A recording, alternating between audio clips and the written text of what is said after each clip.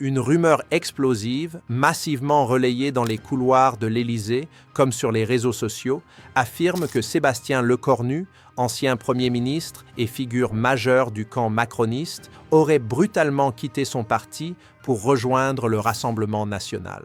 Un geste inattendu qui fait l'effet d'une véritable bombe politique. Ces derniers jours, alors que les débats houleux sur le budget 2026 s'enlisent à l'Assemblée nationale et que des motions de censure menacent le gouvernement comme une épée de Damoclès, Lecornu aurait effectué un virage radical. Il accuserait implicitement son ancien camp de ne plus défendre les intérêts nationaux et de céder face aux défis sécuritaires. Longtemps considéré comme un stratège loyal à Macron, Lecornu semble désormais flirter dangereusement avec les codes du populisme de droite, cherchant à se repositionner en sauveur patriote. L'impact est immédiat. Militants déboussolés, électeurs divisés, et même au sein du RN, les critiques fusent, menaçant l'unité interne et créant des tensions inédites. Mais quelle est la véritable histoire derrière cette défection spectaculaire? Les observateurs politiques constatent que Lecornu, sous pression face aux échecs du gouvernement, semble abandonner sa ligne centriste au profit d'un discours plus souverainiste, plus expéditif. Au final, Lecornu et le RN se retrouvent embarqués dans une véritable course pour redéfinir les alliances contre Macron.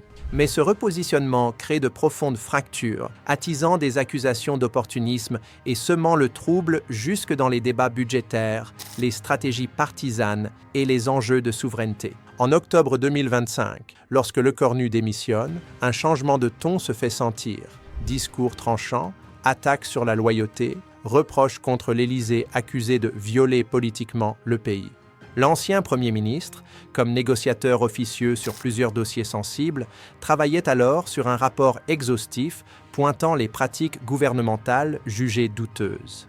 Ces conclusions, selon lesquelles Macron aurait gravement nui aux intérêts nationaux, remontent à bien avant les conflits actuels. Pour comprendre ce basculement, il faut revenir aux attentes suscitées par la nomination de Lecornu à Matignon en septembre 2025.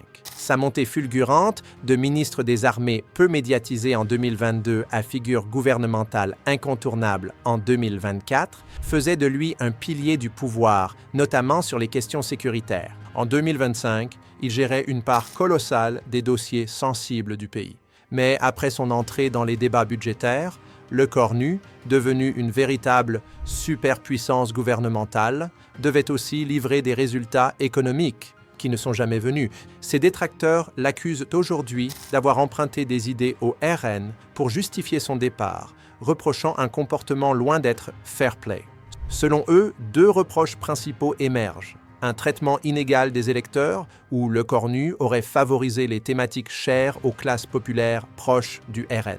Un repositionnement opportuniste, visant à séduire l'électorat de droite et à exploiter des failles internes. Au RN, comme dans la majorité, les réactions sont immédiates. Contre-attaque, accusations réciproques, hausse des tensions internes. La controverse grimpe, presque doublant les critiques envers le gouvernement. Les soutiens de Macron, déjà fragilisés, doivent absorber une perte de crédibilité qui agit comme une véritable taxe politique. Cette crise touche particulièrement les électeurs des régions populaires, ceux qui avaient été reconquis en 2024. Pour eux, les virages de Lecornu introduisent une instabilité profonde et nourrissent un sentiment d'incertitude qui influence directement leur engagement militant.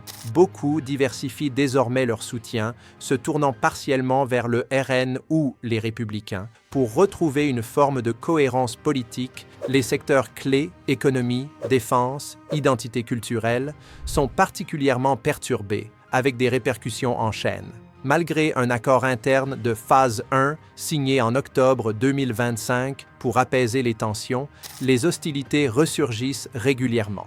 Les débats budgétaires de novembre 2025 relancent une nouvelle escalade, poussant à prolonger plusieurs trêves afin d'éviter l'implosion totale. Cette pression vise autant à obliger Lecornu à clarifier ses positions qu'à contenir une crise politique désormais nationale. À long terme, ces fractures pourraient redessiner les alliances, fragmenter la majorité en blocs rivaux et accentuer l'incertitude politique de tout le pays.